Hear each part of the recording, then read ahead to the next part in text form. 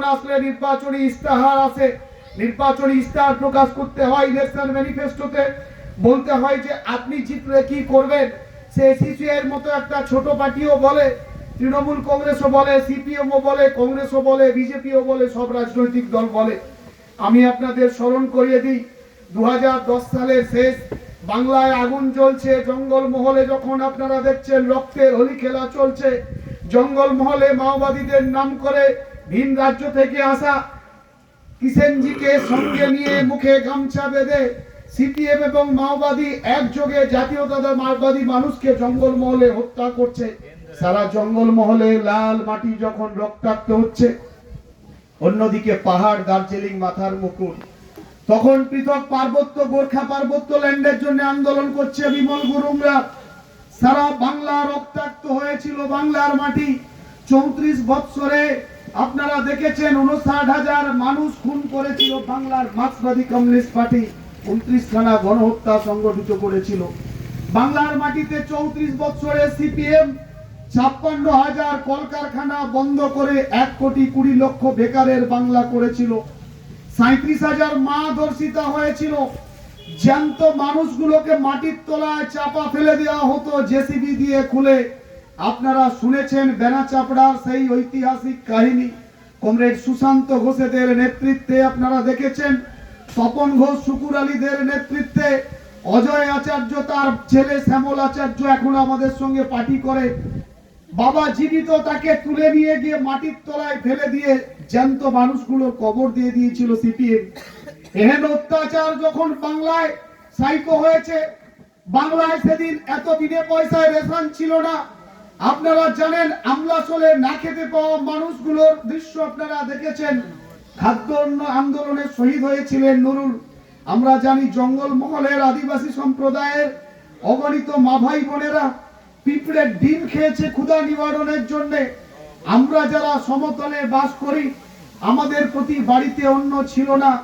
মমতা বন্দ্যোপাধ্যায় এহেন একটা প্রতিকূল পরিস্থিতিতে দাঁড়িয়ে তিনি 2011 সালের জানুয়ারি মাসে তার নির্বাচনী ইস্তাহার প্রকাশ করলেন। নির্বাচনী ইস্তাহারে বললেন যে আমি ক্ষমতায় আসলে প্রথম বাংলায় শান্তি ফিরিয়ে আনবো। মমতা বন্দ্যোপাধ্যায় তার নির্বাচনী ইস্তাহারের দ্বিতীয় বক্তব্য ছিল যে বাংলায় কোনো মানুষ আর নিরন্ন থাকবে না, ভুকা মানুষ ক্ষুধা পেটে থাকবে না, তাদের দুমুঠো অন্যের জোগাড় করে দেব। দিদি দেখেছিলেন নিদারুণ বাম জমানার অত্যাচার, যখন শিক্ষাঙ্গনটা রাজনীতির পীঠস্থান হয়েছিল। এই কিশোরপুর, এই লাউবাড়, এই মহিষামুড়াই, শ্যামসুন্দরপুর, পাশের ময়নার কমরেডরা যারা রামরেড হয়েছে, শুনে রাখুন, যারা শিক্ষিত, যারা চাকরিজীবী মানুষ, আমার সামনে অগ্রজ অবসরপ্রাপ্ত শিক্ষক বসে আছেন। সিপিএম এর জমানায় সরকারি কর্মচারীদের স্কুলে স্কুলে মাস্টারদের থেকে মেরে মেরে লেভি আদায় করত এই সিপিএম খুনের পার্টি। শিক্ষাঙ্গনে কোনো পাঠদান করা হতো না। কি দেখেছিলেন সেদিন? প্রাথমিক থেকে ইংরেজি উঠিয়ে দিয়েছিল, দিয়ে জ্যোতিবাবুর নাতনি, তিনি কিন্তু বেসরকারি স্কুলে গিয়ে ইংলিশ মিডিয়ামে পড়বে, আর আমার আপনার বাড়ির ছেলে মেয়েগুলো তারা শিক্ষাঙ্গনে গিয়ে ইংরেজি মাধ্যমে পড়াশোনা, ইংরেজিতে পড়াশোনা করতে পারবে না। প্রথম শ্রেণী থেকে চতুর্থ শ্রেণী পর্যন্ত ইংরেজি উঠিয়ে দিল। আপনারা তো এও জানেন যে কম্পিউটার, আজকে প্রত্যেকের হাতে 2-3টে করে মোবাইল, পিসি, কম্পিউটার। সিপিএম এর জমানায় তারা কম্পিউটারকে বাংলায় আসতে দেবে না, বলছে মানুষ কর্মহীন হয়ে পড়বে। জেনে রাখুন আপনারা, প্রতিদিন প্রতি মুহূর্তে বাংলা বন্ধ, ভারত বন্ধের নাম করে স্কুলের মাস্টারমশাইদের পিটিয়ে গাছে বেঁধে রাখা হতো। এহেন শিক্ষার নিদারুণ দায়নতায় মমতা বন্দ্যোপাধ্যায় বলল, বাংলার অগ্রগতি প্রগতির শিক্ষা, আমি বাংলার মাটিতে শিক্ষাকে 1 নম্বরে নিয়ে আসব। নির্বাচনী ইস্তাহারে বলেছিলেন স্বাস্থ্যই সম্পদ। আমি বাংলায় 2011 ক্ষমতায় আসলে আমি স্বাস্থ্যের পরিষেবা বাংলার প্রতি মানুষকে পৌঁছে দেব। মমতা বন্দ্যোপাধ্যায় বলেছিলেন প্রতি বাড়িতে বিজলি বাতি দেব, আর্সেনিক মুক্ত পরিশ্রুত পানীয় জল দেব, ভোকা মানুষকে দুটো অন্ন দেব, একটু রাস্তা দেব। যাগুলো বললাম সবটাই সাংবিধানিক মৌলিক অধিকার। ভারতবর্ষের সংবিধান প্রথম জায়গায় বলেছে বাক স্বাধীনতা, কথা বলার অধিকার, অন্যের অধিকার, বস্ত্রের অধিকার, স্বাস্থ্যের অধিকার, শিক্ষার অধিকার, সড়ক পরিবহনের অধিকার, পানীয় জলের অধিকার। এই অধিকারটুকু সংবিধানকে মান্যতা দিয়ে মমতা বন্দ্যোপাধ্যায় বলেছিলেন আমি ক্ষমতায় আসলে এটুকুই করতে পারবো। আমি দায়িত্ব নিয়ে বলি, এখানে যারা 4 আনা 8 আনা 1 টাকার কয়েনরা, যাদের ফুটো করি কোনো যুক্তিবাদী কথা বলার দম নেই, যারা মদের বোতলে জয় শ্রীরাম বলে এলাকা উত্তপ্ত করে, যদি কেউ বাপের বেটা থেকে আমার সামনে দাঁড়িয়ে বলুক মমতা বন্দ্যোপাধ্যায়ের 11 সালের তার যে নির্বাচনী ইস্তেহার শুধু 7টা কর্মসূচির কথা বলেছিল, 7 থেকে আজকে জন্ম থেকে মৃত্যু 78টা প্রকল্প বাস্তবায়িত করেছেন বাংলার মাটিতে। ভারতবর্ষে নয়, পৃথিবীর ইতিহাসে বিরল থেকে বিরল ঘটনা ঘটিয়েছেন মমতা বন্দ্যোপাধ্যায়। জন্মালে সবুজশ্রী কন্যা সন্ততি জন্মগ্রহণ করলে, বাম জমানায় এত মায়েরা আছেন, কন্যা সন্ততি জন্মগ্রহণ করলে তার শ্বশুর শাশুড়ি তো দূরের কথা, যার কারণে কন্যা সন্ততি জন্মগ্রহণ করত সেই তার স্বামী তার স্ত্রীর থেকে মুখ ফিরিয়ে নিত। আর আজকের দিনে কন্যা সন্ততি বাড়িতে জন্মগ্রহণ করে না, ইনস্টিটিউশনাল ডেলিভারি। হসপিটালে যখন কন্যা সন্ততি হয়, বাংলার মানবিক মুখ্যমন্ত্রী মমতা বন্দ্যোপাধ্যায় তার জন্মগ্রহণের সাথে সাথে তাকে কিডস, তার সাথে একটা সুন্দর চারা গাছ তুলে দেওয়া হয়, যাতে সদ্য অঙ্কুরিত চারা গাছ আস্তে আস্তে করে বটবৃক্ষে পরিণত হয়, আপনার বাড়ির মেয়েটা সযত্নে লালিত পালিত হয়। এটাই হচ্ছে বাংলার মানবিক মুখ্যমন্ত্রী। আস্তে আস্তে করে কন্যা সন্ততিটা বড় হয়, সে তার অঙ্গনওয়াড়ি কেন্দ্রে যায়, সুষম পুষ্টিকর আহার পায়, মা এবং তার সন্ততি একটু বড় হয়, মেয়েটা প্রাইমারি স্কুলে যায়, তার মিড ডে মিল পায়, স্কুলে যাওয়ার জুতো জামা বই মোজা। আবার সেই মেয়েটা হাই স্কুলে যায়, সবুজশ্রী সাইকেল পায়। আস্তে আস্তে মেয়েটার বয়স 13+ যখন ক্লাস 9 হয়, কন্যাশ্রী 1 2013 সালের 8ই মার্চ আন্তর্জাতিক নারী দিবসে মমতা বন্দ্যোপাধ্যায় বললেন কন্যা হবে, কন্যা রত্ন পেলে আদর নিলে যত্ন, বাংলার সব মেয়েরাই রূপসী, পড়াশুনো চালিয়ে গেলে পাবেন কন্যাশ্রী। কন্যাশ্রী প্রকল্প আজকে বিশ্বশ্রীতে পরিণত হয়েছে। ক্লাস 9, ক্লাস 10, ক্লাস 11 আপনার মেয়েটার কন্যাশ্রী প্রকল্পের 1000 1000 1000 3000 টাকা। সেই মেয়েটা যখন হায়ার সেকেন্ডারি পরীক্ষা দেবে, 18 বছর বয়স, 25,000 টাকা কন্যাশ্রী 2। মেয়েটা কলেজ বিশ্ববিদ্যালয়ে পড়তে যাবে, কন্যাশ্রী 3। মূল শিক্ষার সাথে সাথে কারিগরি শিক্ষায় সে ভর্তি হবে, পলিটেকনিক করবে, সে ইঞ্জিনিয়ারিং করতে যাবে, তার জন্য আজকে স্টুডেন্ট ক্রেডিট কার্ডের ঋণ মমতা বন্দ্যোপাধ্যায় দিয়েছেন। ডাক্তার হোক, ইঞ্জিনিয়ার হোক, ব্যারিস্টার হোক, আজকের দিনে দাঁড়িয়ে মমতা বন্দ্যোপাধ্যায় বলছেন সেই মেয়েটাকে পাত্রস্থ করার জন্য রূপশ্রী প্রকল্পে 25,000 টাকা। পরিবারের যে মায়েরা ভুখা নিরন্ন ছিল, আজকে প্রতি মাথা পিছু 5 কিলো রেশনের অধিকার। রেশনের চাল এবং আটা, গম মমতা বন্দ্যোপাধ্যায় খাদ্য সাথী প্রকল্পের দুয়ারে রেশন পৌঁছে দিচ্ছে। আজকে মমতা বন্দ্যোপাধ্যায় খাদ্য সাথী প্রকল্প আজ বিশ্ব সমাদৃত হয়েছে। আস্তে আস্তে স্বাস্থ্যই সম্পদ। সিপিএম এর জমানায় বাড়ির দুরারোগ্য ব্যাধিপ্রাপ্ত মানুষটাকে চোখের সামনে দেখতেন আর ডুকরে ডুকরে কাঁদতেন, দুটো টাকা ছিল না চিকিৎসার জন্য। দিদি বলছে আমি আছি। মমতা বন্দ্যোপাধ্যায় স্বাস্থ্য সাথী প্রকল্পের পরিবারের কর্তৃকে আজকে 5 লক্ষ টাকার চিকিৎসার সুরাহা দিচ্ছে। এক ফ্যামিলির 1 বছরে 5,000 টাকার চিকিৎসার গ্যারেন্টি।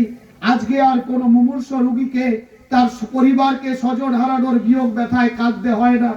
কৃষক পরিবারের যদি কারোর আকস্মিক মৃত্যু হয়, সে হতে পারে মেয়ে অথবা ছেলে, তার 1 ডেসিমেল রেকর্ডেড জমি অথবা কালা থাকলে যদি অকাল প্রয়াণ হয়, কৃষক বন্ধু ডেথ বেনিফিট প্রকল্পে 2 লক্ষ টাকা পায়।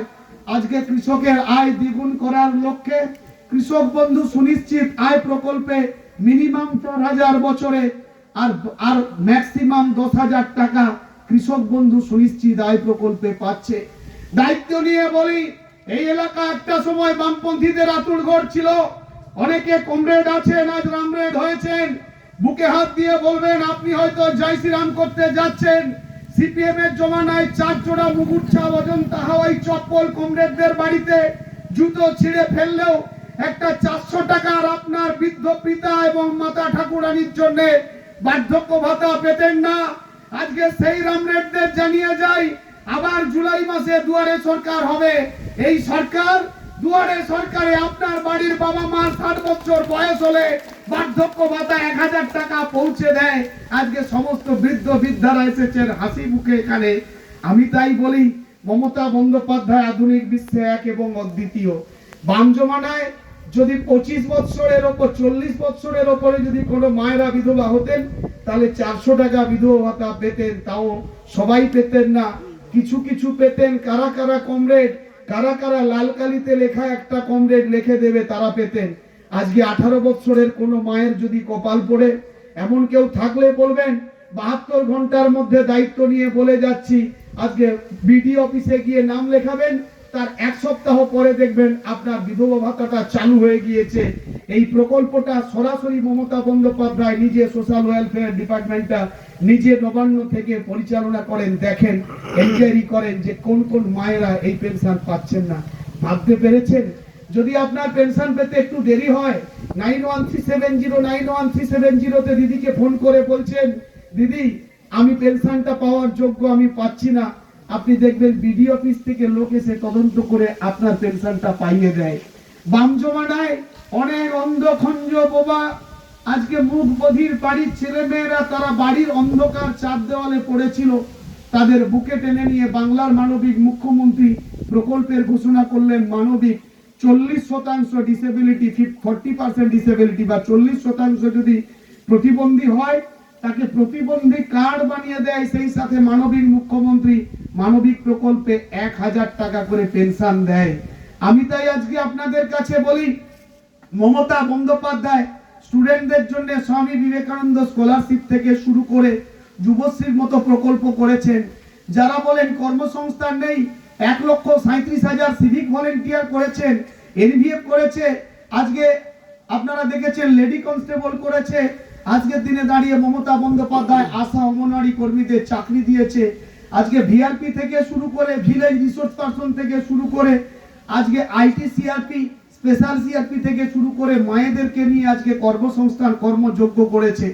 যে কমরেডরা এতদিন বলতো, যে রামরেডরা বলতো বাংলার মাটিতে চাকরি নেই চাকরি নেই, আপনারা দেখলেন যে কদিন আগে এক বিচারপতির মিথ্যে রায়ে 25,700 সামথিং এসএসসি চাকরি প্রাপকদের চাকরি খেয়ে নিলেন এই চাকরি খেকক সিপিএম আর বিজেপি। আগে আমরা জানতাম যে জন্তু জানোয়াররা মানুষকে ছুঁড়ে ছুঁড়ে খায়, আর এখনকার এই সিপিএম আর বিজেপি এরা চাকরি খেকো চাকরি খায়, আবার সেই চাকরি সুপ্রিম কোর্টে দেখবেন সেটাকে বৈধ ঘোষণা করে। কোনটা ঠিক আর কোনটা ভুল আপনারা জানবেন। যারা বললো চাকরি বাংলায় নেই, তাহলে এক রায় কেন 25,000 26,000 চাকরি আপনারা খেয়ে নিতে চাইছেন।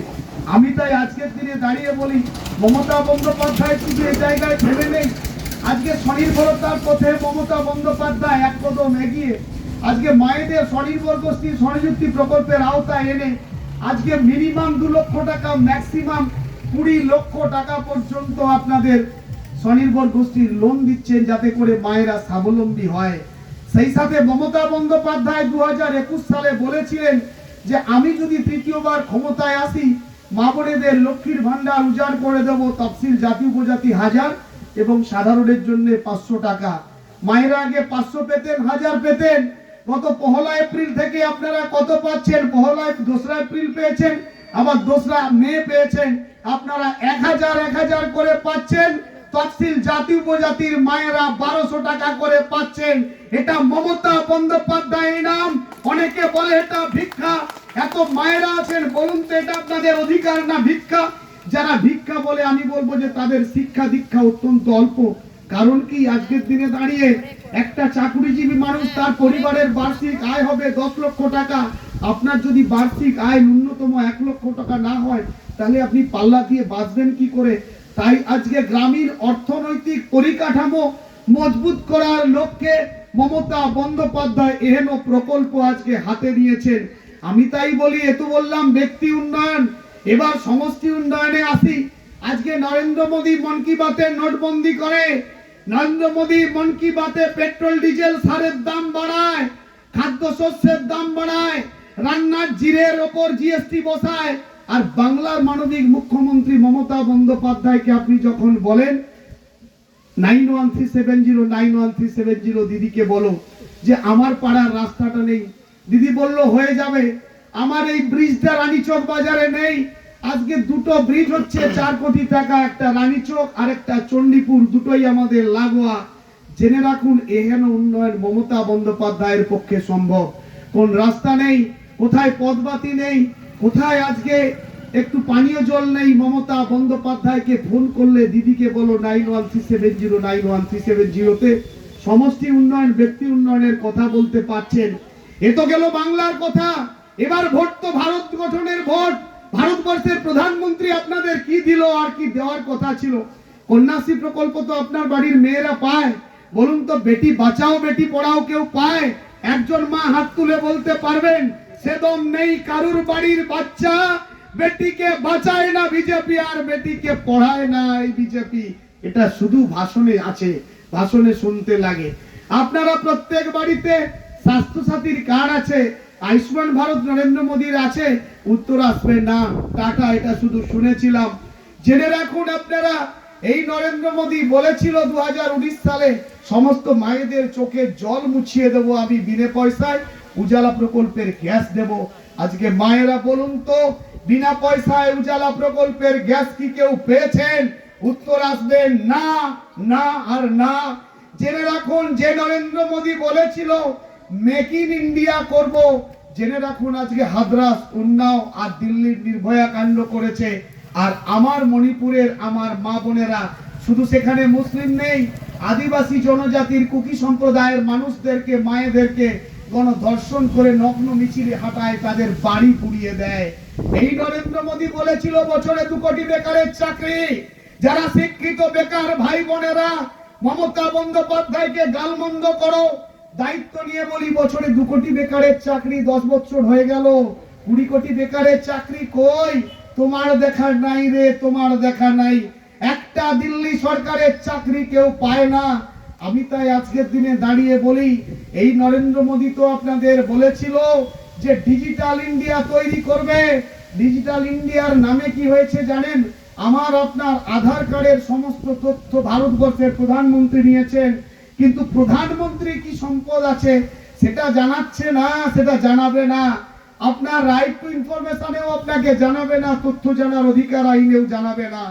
আমি তাই আজকে আপনাদের কাছে বলি, এই প্রধানমন্ত্রী উন্নয়ন কি করবে? দেশ বিক্রি করে দিচ্ছে। জেনে রাখুন, ভারত সরকার, আমরা জানি যে ভারতীয় জীবন বীমা নিগম ভারত সরকারের একটা ফ্র্যাঞ্চাইজি LICI। আমরা বলতাম যে LIC তে আমরা বিনিয়োগ করেছি, জীবন বীমাটাও পাবো জীবনের পরে, জীবনের আগেও। তো স্বাভাবিক কারণে আজকে LICI-টা বেসরকারীকরণ হয়েছে, LIC তে নামিয়ে দিয়েছে। BSNL ভারত সঞ্চার নিগম লিমিটেড, BSNL ফোন ইন্টারনেট, আজকে BSNL এই কর্মী ছাঁটাই শুরু করেছে, বেসরকারীকরণ করেছে। ইন্ডিয়ান স্টিল প্ল্যান্ট, ভারতীয় শিল্প সংস্থাকে আজকের দিনে দাঁড়িয়ে আমাদের ইস্পাত শিল্পটাকে বিদেশিদের হাতে বিক্রি করে দেওয়া হয়েছে, কর্মী ছাঁটাই শুরু হয়েছে। ইন্ডিয়ান রেলওয়ে, ভারতীয় রেল, যে ভারতীয় রেলকে নিয়ে আমরা গর্ব করতাম, 2009 সালে মমতা বন্দ্যোপাধ্যায় দ্বিতীয়বার রেলমন্ত্রী হওয়ার পরে ইজ্জত কার্ড করে 25 টাকায় 100 কিলোমিটার গরিব মানুষদের যাওয়া আসার ব্যবস্থা করতো 1 মাস। আর ভারতবর্ষের প্রধানমন্ত্রী 25 টাকা দিয়ে আপনাকে রেলের প্ল্যাটফর্মে দাঁড়াতে হবে, এটাই হচ্ছে ভারতবর্ষের জুমলা প্রধানমন্ত্রী। জেনে রাখুন। আর তবুও প্রতিদিন রেল দুর্ঘটনা, বালাসোর রেল দুর্ঘটনা চোখে আঙুল দিয়ে দেখিয়ে দিয়েছে। আমি তাই আজকে আপনাদের কাছে বলতে চাই, আজকে রেলে কেন এতদিন কর্মসংস্থান কোনো নেই? রেলের রিক্রুটমেন্ট আছে, একজনে কেউ দাঁড়িয়ে বলতে পারবেন? উত্তর আসবে না। পরিশেষে একটা কথা বলি, আপনারা মাথায় রাখবেন, ভারতীয় সেনাদের আমরা স্যালুট করি। আমরা বলি, আমরা যখন বাড়িতে বিনিদ্র রাত্রি নিশ্চিন্ত নিরাপত্তা বলয়ে থাকি, আমাদের যারা নিরাপত্তায় রাখতো তাদের নাম ভারতীয় সেনা। ফৌজিদের আমরা স্যালুট করি। আজকে সেই ভারতীয় সেনাদেরকে আপনারা দেখবেন তাদেরকে নিলামে চড়িয়েছে। 10 বছর ধরে আর্মিতে কোনো রিক্রুটমেন্ট নেই, যখন ভোট এসেছে এখন হঠাৎ করে অগ্নিবীর তৈরি করছে। আমার বাড়ির জওয়ান বীরেদেরকে অগ্নিবীর করা হচ্ছে কিসের জন্য? তাদের 1 লাখ টাকার বেতনটাকে কেড়ে নিয়ে 15,000-এ নামানো হয়েছে। 15 বছরের চাকরিটাকে 4 বছরে নামানো হয়েছে। 4 বছর 15,000 টাকা করে যদি মাসে পায়, 7,20,000 টাকা। অস্ত্র প্রশিক্ষণ হলো, জম্মু কাশ্মীরে ভারতবর্ষের জন্য লড়াই করলো, সিয়াচিনে লড়াই করলো, ভারতবর্ষের বর্ডারে বর্ডার সিকিউরিটি ফোর্সের হয়ে লড়াই করলো। কিন্তু 4 বছর বাদে আবার তার জীবন জীবিকা পুরনো জায়গায় ফিরে আসতে হবে। আজকের দিনে দাঁড়িয়ে ভাবতে পেরেছেন যে ভারতবর্ষের সেনানীদের নিয়েও আজকে যে খেলা খেলছে এই প্রধানমন্ত্রী, এর অবসান অবসম্ভাবী। জেনে রাখুন, বিসর্জনের বাদ্যি বাজছে নরেন্দ্র মোদীর। তার একটা জ্বলন্ত দৃষ্টান্তর উত্তরপ্রদেশ।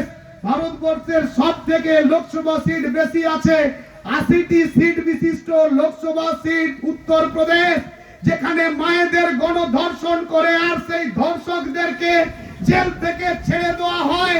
সেই মায়েরা তৈরি আছে উত্তরপ্রদেশে বিজেপিকে শূন্য হাতে ফিরিয়ে মুখর জবাব দেওয়ার জন্য।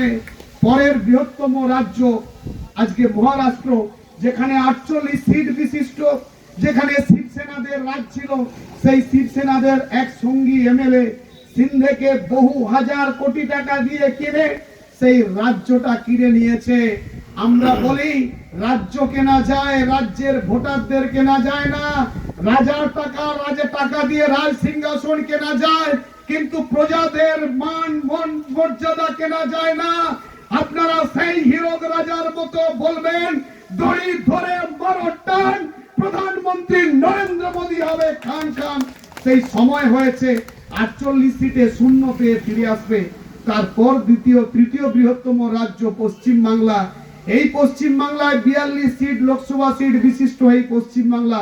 দায়িত্ব নিয়ে বলে যাচ্ছি, আজ প্রথম বিজেপি হুমড়ি তুমড়ি দিয়ে বললো আমরা 42-এ 42, তারপর বললো 42-এ 35, চতুর্থ দফা ভোট হওয়ার পরে বলছে আমরা 24, পঞ্চম দফা ভোট হওয়ার পরে বলবে 14, আর ষষ্ঠ দফা সপ্তম দফা ভোট হলে বলবে 4। আসলে ওরা শূন্য পগার পার হবে, জেনে রাখুন আপনারা। কারণ বাংলার মাটিতে এই সাম্প্রদায়িক বিজেপি 1 ইঞ্চিও মাটি খুঁজে পাবে না। কারণ শুধু মিথ্যা প্রতিশ্রুতি আর মানুষকে শুধু ধর্ম নিয়ে রাজনীতি হয় না। আমরা তো এখানে যারা বসে আছি সবাই হিন্দু সনাতনী ধর্মের মানুষ। বলুন তো, যারা আজকে নোংরামো করছে, ধর্ম নিয়ে রাজনীতি কেউ করে? আরে রাম রাম যারা করছে, আমরা কি হারাম নাকি? প্রভু রামচন্দ্র তো মহা ত্যাগী ছিলেন। সূর্যবংশের রাজা দশরথের জ্যৈষ্ঠ পুত্র প্রভু রামচন্দ্র, যিনি পিতৃসত্য পালনের জন্য মহা ত্যাগী মানুষ, 14 বছর বনবাসে গিয়েছিলেন। আজকে এখানকার হারামরা দিদির দেওয়া লক্ষ্মীর ভান্ডারের টাকা সহধর্মিনীকে মেরে জোর করে গলা টিপে আদায় করে সেই টাকায় মদের বোতল কিনে 3x রাম খেয়ে জয় শ্রীরাম জয় জয় শ্রীরাম করে এই নকল রাম হারামদেরকে বাংলার মানুষ চিনে দিয়েছে। জেনে রাখুন, আপনারা এখন ট্র্যাডিশন দেখবেন, একটা হনুমান যখন আপনার ফসল একটা ছিঁড়ে খাচ্ছে, তাকে ঢিল দিয়ে গুলতি দিয়ে মারছে, হনুমানটা কোনো কারণে ক্ষতবিক্ষত হয়ে মরে গেলে এই রানীচকের রাজরাস্তায় নিয়ে এসে ফেলে দিয়ে একটা নতুন গামছা পেতে পয়সা আদায় হচ্ছে। এটা না রামের জন্য ভক্তি ছিল, না হনুমানটার জন্য ভক্তি ছিল। আসল ভক্তি 3x রাম খেয়ে জয় শ্রীরাম করতে হবে, নিজস্ব নগ্নতা এবং অসভ্যতার বর্বদামের জন্য আজকে এই হারামেরা ঘুরে বেড়াচ্ছে। এদের দেখে আপনারা যারা সমঝদার মানুষ কোথায় ভোট দেবেন আপনাদের বলতে হবে। আমি তাই বলি, বাংলার মাটি শান্তিতে ছিল, আছে এবং থাকবে। বাংলার মাটিতে শান্তি এবং সুশাসন প্রতিষ্ঠা করেছেন মমতা বন্দ্যোপাধ্যায়। দেখলেন না, বাংলার মা বোনেরা যখন শান্তিতে আছে, সন্দেশখালীতে গত জানুয়ারি মাস থেকে নাটক নাটক নাটক শুরু হয়েছিল। সেই নাটকের অবসান আপনারা মায়েরা দেখেছেন তো? কি মায়েরা আপনারা দেখেছেন যে মায়েদেরকে জোর করে সাদা কাগজে লিখিয়ে নিয়েছে, বলছে আমি ধর্ষিতা, বলো 2000 টাকা দেবো। 2000 টাকায় যারা মায়েদের ইজ্জত কিনতে চায়, এই মায়েরা ভোট দিতে আসার সময় সিদ্ধান্ত নেবেন, এখানে নোংরা পার্টির সঙ্গে কথা বলবেন আপনারা, এদের দিকে তাকাবেন। ভোট দেওয়া তো দূরের কথা, এদের মুখদর্শন করা উচিত নয়। আর সেই রাজনৈতিক দলের আরেক রাজ্যপাল, যাকে আমরা রাজ্যপাল বলি না, পদ্মপাল, তিনি 25 বছরের তার নাতনির বয়সী একটা মেয়ের ওকে লালসার শিকার করে। আজকে এই বিজেপির কাছে বাংলার সভ্যতা শালীনতা শিখতে হবে, এটা আমাদের কাছে অত্যন্ত দুর্ভাগ্যের। আমি তাই আপনাদের কাছে বলবো, আমরা আজকে 10 নম্বরের মানুষ, শান্তি সম্প্রীতিতে আজকে প্রত্যেকে বিরাজমান। বলতে পারবেন না আজকে 82-84 দিন ধরে ভোটের দামামা বাজছে বাজছে বাজছে, পুরো মার্চ মাস গিয়েছে, এপ্রিল মাস গিয়েছে, আজকে মে মাসের 17 তারিখ চলছে। আমি তাই বলবো যে এত 70-80 দিনে একটাও কোনো তৃণমূল কংগ্রেসের কর্মী বলতে পারবে না যে কারো পেশাক স্পর্শ করেছি, কোথাও কোনো গন্ডগোল নেই। আমরা সবাই শান্তিতে একে অপরের সৌহার্দ্যতায় আমরা সৌভাতৃতে আছি। তাই এই যে সম্প্রীতি, এই পরম্পরা বজায় রাখতে গেলে এবং বাংলা থেকে ভারতবর্ষ থেকে এই সাম্প্রদায়িক বিজেপিকে বিসর্জন দিতে গেলে আমাদের তৈরি হতে হবে। কারণ জেনে রাখুন, আমাদের অধিকারে হাত দিয়েছে এই বিজেপি। এই দিল্লির জমিদাররা বাংলার প্রাপ্য 1,60,000 কোটি টাকা জিএসটির টাকা আটকে রেখেছে। আপনাদের 100 দিনের কাজ করেছিলেন, ঘামে ভিজে, বৃষ্টিতে ভিজে, প্রখর ঠান্ডাতে আপনারা কষ্ট করে 100 দিনের কাজ করেছিলেন। সেই 100 দিনের আপনাদের শ্রমের অধিকারের টাকা এই দিল্লির জমিদারেরা কেড়ে নিয়েছে। এদের বিরুদ্ধে আপনাদের সোচ্চার হতে হবে। সেই টাকা মমতা বন্দ্যোপাধ্যায় আপনাদের অ্যাকাউন্টে গত 1 মার্চ পৌঁছে দিয়েছে। জেনে রাখুন, এদেরকে ভোট দিতে যাওয়ার সময় বলবেন না যে নরেন্দ্র মোদী বলেছিল 2022 সালের মধ্যে প্রত্যেকের মাথার উপর পাকা ছাদ হবে। আমি প্রধানমন্ত্রীকে আসতে বলবো না, তার যারা চুনোপুটিরা আছে দেখে যাক, এই অঞ্চলে অনেক মানুষের মাথার ছাদ নেই। যাদেরকে বন্ডে সই করিয়ে নিয়েছো, তোমাদের বাড়ি হবে প্রধানমন্ত্রী আবাস যোজনায়। যদিও এই টাকার 40% রাজ্য সরকার, 60% কেন্দ্রীয় সরকারের। সেই টাকা তোমরা দিতে পারোনি, দাওনি, ইচ্ছে করে বাংলাকে ভাতে মেরেছো। গরিব মানুষের আজকে আবাসের টাকা যারা জোর করে কেড়ে নিয়েছে, তাদেরকে আমি অনুরোধ করব, খালি হাতে বিদায় করবেন।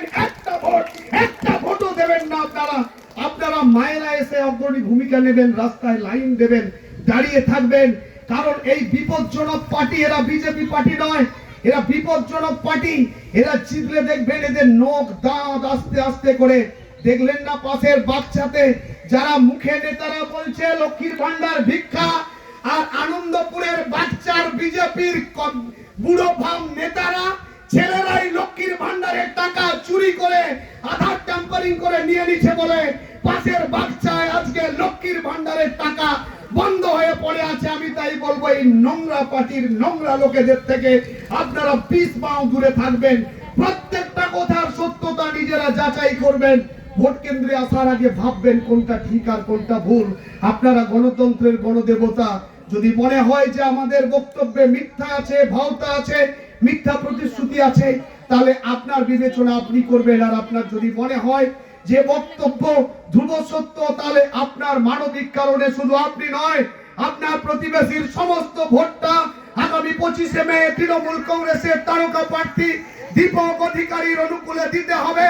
কারণ বাংলার সুশাসন, শান্তি ফিরিয়ে আনা, ভারতবর্ষ থেকে জগদ্দল পাথরটাকে উপড়ে ফেলার জন্য আমরা যে অঙ্গীকার করেছি, জনগণের গর্জন, সাম্প্রদায়িক বিজেপির বিসর্জন, মা বোনেদের গর্জন, অত্যাচারী বিজেপির বিসর্জন, কৃষক বন্ধুর গর্জন, বিজেপির বিসর্জন, লক্ষ্মীর ভান্ডারের গর্জন, বিজেপির বিসর্জন। আসুন 25শে মে শপথ নিন, ঝোড়া ফুলে ভোটটা দিন। সকাল সকাল শপথ নিন, ঝোড়া ফুলে ভোটটা দিন। ভিক্ষে নয় চাইছি ঋণ, ঝোড়া ফুলে ভোট দিন। মা বোনেরা বাঁধন জোট, ঝোড়া ফুলে সব ভোট। ছাত্র যুব বেঁধে জোট, ঝোড়া ফুলে সব ভোট। শ্রমিক ঐক্য বেঁধে জোট, ঝোড়া ফুলে সব ভোট। সকাল সকাল শপথ নিন, 1 নম্বর বোতাম টিপে আপনার বাড়ির ছেলে দীপক অধিকারীকে জোড়া ফুল চিহ্নে ভোট দিন। এবং আগামী 20 তারিখ সোমবার ভেমুয়া বাজারে সন্ধ্যে 5:30 দীপক অধিকারী আসবে তার নির্বাচনী প্রচারে। আপনাদের সবার আহ্বান থাকলো, সবাই যাবেন, দীপক অধিকারীর সঙ্গে আপনারা মিলিত হবেন এবং আগামী 25শে মে উৎসবের মেজাজে তৃণমূল কংগ্রেসের প্রার্থী দীপক অধিকারীকে ভোট দেবেন। এই আশা নিয়ে আপনাদের সবার নিরোগ সুস্থ জীবন কামনা করে আমি আমার বক্তব্য শেষ